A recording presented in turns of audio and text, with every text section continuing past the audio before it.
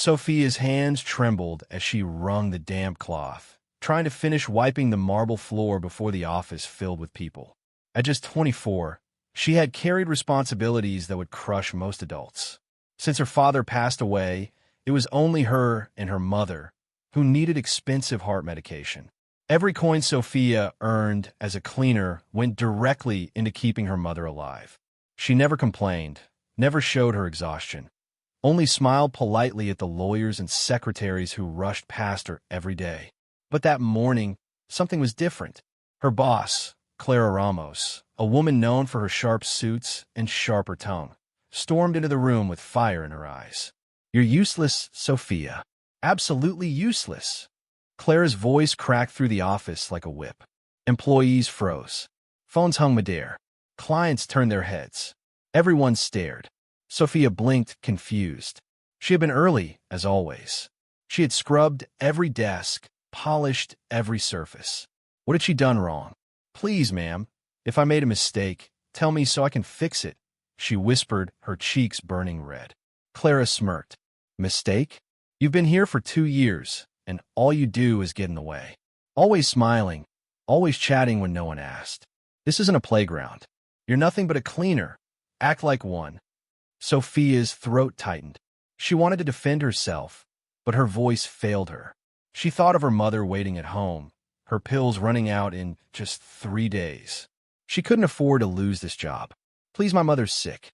I need this salary." Clara slammed her hand on the desk, scattering papers across the room. "Enough excuses. You're fired. Pack your things and leave before I lose my patience." The room went silent. Some employees exchanged uneasy glances, but no one dared to interfere. Sophia's eyes stung with tears, yet she swallowed them back. Dignity, that was the only thing she had left. She picked up her worn-out bag, stuffed in her rubber gloves, and walked out. Outside, the sky had turned gray, as if the heavens themselves shared her pain. She sat at the bus stop with her bag, clutched to her chest. When the first drops of rain began to fall, Sophia finally broke. How could she face her mother now? How could she explain that everything they depended on was gone in a single morning? The rain poured harder, soaking Sophia's thin sweater until it clung to her skin. She hugged her bag tighter, shivering, her thoughts spiraling. How do I tell Mama? What if she can't get her medicine this week? Her chest ached at the thought of failing the one person she loved most. People at the bus stop glanced at her with pity, but no one said a word. Everyone had their own battles. Who cared about a poor cleaner? Sophia lowered her head, letting the raindrops mask her tears. Then, the sound of a car engine cut through the storm. A sleek black car stopped right in front of her. The window rolled down, revealing a man in his early 30s. Dark hair perfectly combed, sharp suit, but eyes filled not with arrogance, rather with genuine concern. "Excuse me," he said softly. "You were in that office just now, weren't you?" Sophia froze. Shame burned through her veins. Someone had seen? Someone had witnessed her humiliation? She quickly wiped her face with the sleeve of her sweater. "Why, yes, that was me. I saw how that woman treated you," he continued, voice calm yet firm. She had no right to do that. Her heart sank deeper. It was one thing to suffer silently, another to know a stranger had seen her dignity torn apart. "I'm fine," she lied, her voice trembling. "It happens." "No, it doesn't," he replied, shaking his head. "Nobody deserves that kind of cruelty." The rain hammered down harder, running in streams off the car roof. He opened the door slightly. "Please get in. You'll catch pneumonia if you stay out here." Sophia hesitated. Her mother's voice echoed in her mind. Never trust strangers. But what choice did she have? Her clothes were drenched, her bus fare barely enough, and her body was trembling from the cold. "I don't want to ruin your car," she murmured. The man gave a faint smile. "It's just leather. You matter more than a seat." Something in his tone, gentle yet steady, broke through her hesitation. Slowly, she slid into the passenger seat. The warmth of the heater wrapped around her like a blanket, almost shocking after the bitter cold. She exhaled shakily, clutching her bag at her feet. "Thank you," she whispered, almost ashamed of needing help. "No need for thanks." He adjusted the air vent toward her. What's your name? Sophia. Sophia Mendez. Nice to meet you, Sophia. I'm Daniel Morera. He started the car again, glancing at her. Where do you live? She lowered her eyes. Far from here. The east side. Just drop me near the subway, please. Daniel shook his head lightly. No, I'll take you home. It's the least I can do. As the city blurred past the windows, Sophia found herself telling him bits of her story. About her mother, about the endless cleaning shifts, about how she had never missed a day of work until this morning's disaster. Daniel listened without interrupting, his jaw tightening as if every word carved deeper into him. To Sophia, it felt strange. Nobody ever cared about her struggles. Yet here was a stranger, treating her words as though they mattered. When the car finally turned into her modest neighborhood, Sophia's chest tightened with embarrassment. The cracked sidewalks, the peeling paint on houses, the stray dogs wandering the street. It was her reality. She wondered what this man, with his expensive car and tailored suit, thought of it. But instead of disdain, Daniel parked gently in front of her small home and turned to her with the same calm eyes. Sophia, I have an idea, but I'll explain once you're warm and safe inside. Sophia blinked. An idea? About her? She couldn't understand. But something told her this meeting was no accident. It was the beginning of a turning point she never expected. Sophia stood at her doorway, shivering as she searched for the house keys. Her mother, Maria, opened the door before she could find them. A frail woman in her 60s, Maria leaned heavily on the wooden frame, worry etched into her tired face. "Child, you're drenched," she gasped, pulling Sophia inside. What happened? Sophia froze. How could she tell her mother the truth? That she had been fired, humiliated in front of everyone, and now had no way to buy the medicine that kept Maria alive? Her lips parted, but before she could speak, Daniel's voice filled the silence. "Good afternoon, ma'am. I'm Daniel Morera. I gave your daughter a ride home. It was pouring outside." Maria blinked, startled by the sight of the well-dressed stranger standing in her tiny living room. The peeling paint, the worn furniture, the leaky roof, it all felt exposed under his eyes. But Daniel's polite smile carried no judgment, only respect. "Thank you," Maria said softly, clutching her shawl. "Sophia, go change out of those wet clothes before you get sick." Sophia obeyed, grateful for the brief escape. When she returned, she found Daniel seated at their old wooden table, sipping tea Maria had insisted on serving. His expensive watch and crisp suit looked almost out of place against the chipped ceramic cups. "I don't want to intrude," Daniel said gently, "but I can't stop thinking about what happened at that office. Miss Sophia, you deserve better." Sophia looked away, ashamed. "I only know how to clean. It's not much." Daniel leaned forward. "Don't ever say that. Work done with honesty and care is worth more than anything.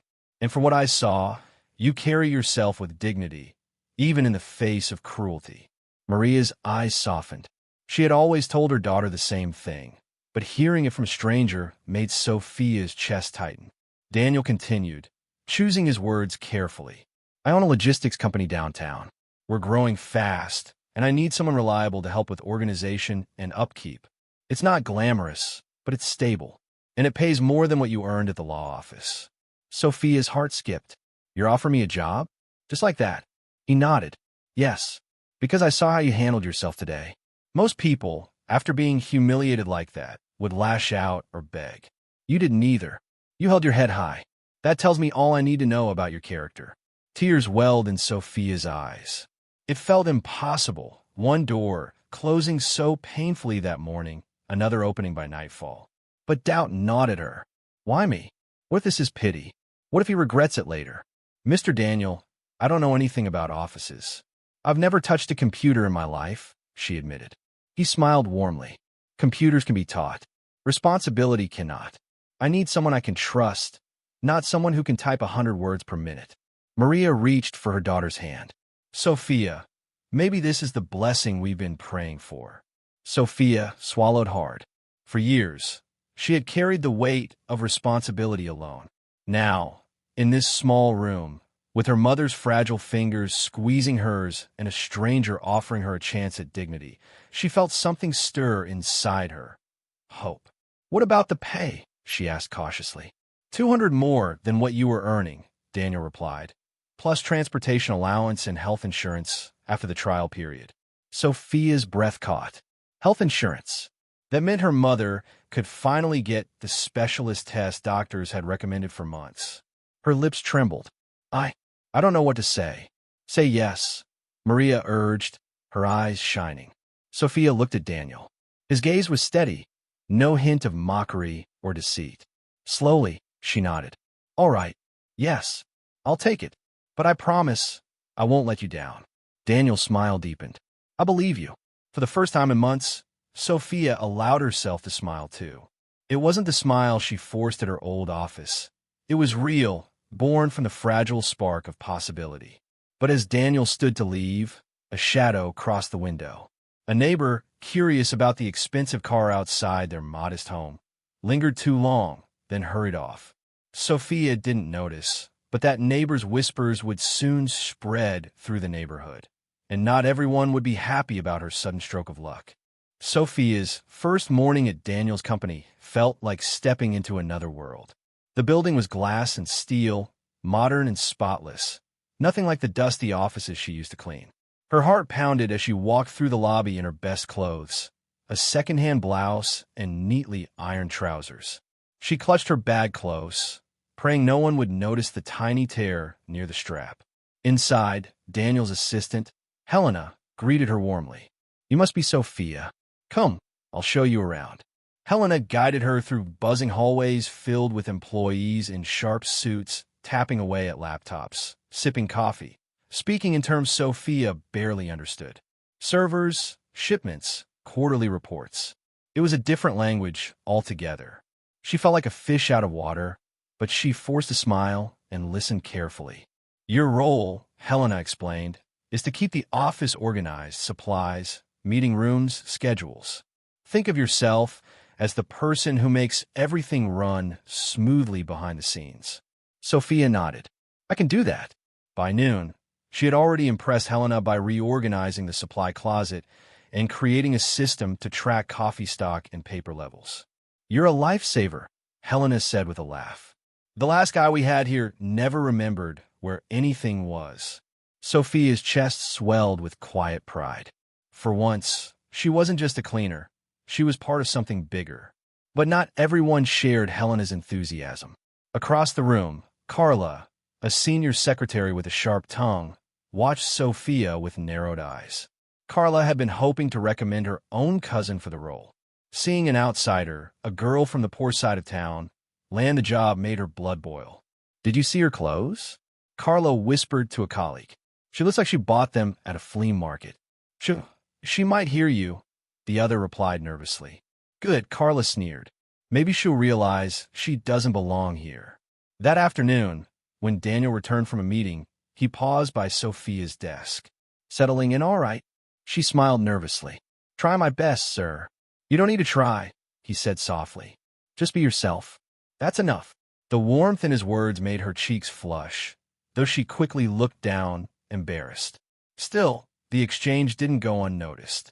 Carla's sharp eyes caught every detail, the way Daniel lingered a moment longer than necessary, the gentle tone he reserved only for Sophia. That evening, as Sophia walked to the subway, she overheard whispers trailing behind her. Two employees were talking just loud enough for her to catch. Can you believe the boss hired a maid? They say he picked her up on the street. Wouldn't surprise me. Some people know how to play the victim. Sophia's stomach knotted. She walked faster, tears stinging her eyes. She wanted to shout, to tell them they were wrong, that she hadn't tricked anyone. But her mother's voice echoed in her head. Dignity, child. Always keep your dignity. At home, Maria noticed her daughter's silence over dinner. Rough day? She asked gently. Sophia forced a smile. Nothing I can't handle. But inside, doubt gnawed at her. Was she really strong enough for this world? The next morning, trouble brewed again. Sophia entered early, as always, and found her desk drawers pulled open, papers scattered. A sticky note sat on top. Go back to where you belong. Her chest tightened. Who would do this? She quickly gathered the papers, praying Daniel wouldn't notice. She didn't want to look like she couldn't handle pressure. But fate had other plans. Daniel walked by just as she stuffed the note into her bag. His sharp eyes caught her trembling hands. "Sophia? What's wrong?" "Nothing," she said quickly, forcing a smile. He frowned. "Don't lie to me. What happened?" Reluctantly, she pulled the note from her bag and handed it to him. His jaw clenched as he read it. "Who gave this to you?" I don't know," she whispered. "Please don't make a fuss. I don't want trouble." Daniel's expression darkened. "You're not the one in trouble, Sophia. Whoever's behind this will regret it." By afternoon, whispers had spread across the office. Daniel had personally ordered an internal review, demanding to know who was sabotaging Sophia. Carla bit her lip nervously, realizing her games might backfire. That night, as Sophia walked home under the dim streetlights, she couldn't shake the feeling that her struggles were only beginning. She had fought to earn dignity in this new world, but jealousy and malice were already conspiring to tear it away. And somewhere, in the shadows of the city, a phone call was made. A voice Sophia didn't know yet, cold, calculating, asked a simple question. "You're sure she's the girl Daniel hired?" "Yes," Carla's voice replied, trembling but greedy. "Good," the caller said. "Then leave the rest to me." Sophia thought her battle was against office gossip. She had no idea that a much darker storm was about to descend on her life. The following week, tension in the office reached its peak. Whispers circled like vultures, and Sophia felt every eye on her, weighing, judging. She kept her head down, determined to prove herself through work. But inside, fear gnawed at her. Who wanted her gone so badly? On Friday morning, Daniel called a company-wide meeting. Employees gathered in the glass-walled conference room, curiosity buzzing in the air. Sophia stood near the back, clutching her notebook tightly. "I want to address something serious," Daniel began, his tone firm. "Anonymous notes, rumors, and sabotage have no place in this company. I built this business on trust, and I will not allow anyone to destroy it from within." The room went silent. Eyes darted nervously. Daniel lifted a sheet of paper from the table. "We reviewed security footage. It turns out the note left on Sophia's desk wasn't as anonymous as someone thought." Gasps rippled through the employees. Daniel's gaze landed squarely on Carla. "Would you like to explain why you were seen at Sophia's desk long before she arrived that morning?" Carla's face drained of color. I was just—" Her voice faltered under the weight of silence. No excuse came. "Pack your things," Daniel said coldly. "You're finished here." Sophia's heart pounded. She hadn't wanted revenge, only peace. But seeing Carla escorted out was a strange mix of justice and sadness. Why did kindness always invite envy? When the meeting ended, Daniel found Sophia near the door. "Are you all right?" he asked gently. She nodded, though her throat was tight. "I didn't want all this trouble." "This isn't your fault," he said firmly. "You've done nothing but work hard, and everyone knows it now." For the first time, Sophia realized the eyes around her weren't filled with judgment anymore, but respect. People nodded at her. Some even smiled. The tide had turned. That evening, as she walked out of the building, Daniel caught up with her. "Sophia," he said, hesitating for a moment, "you've shown strength most people never could.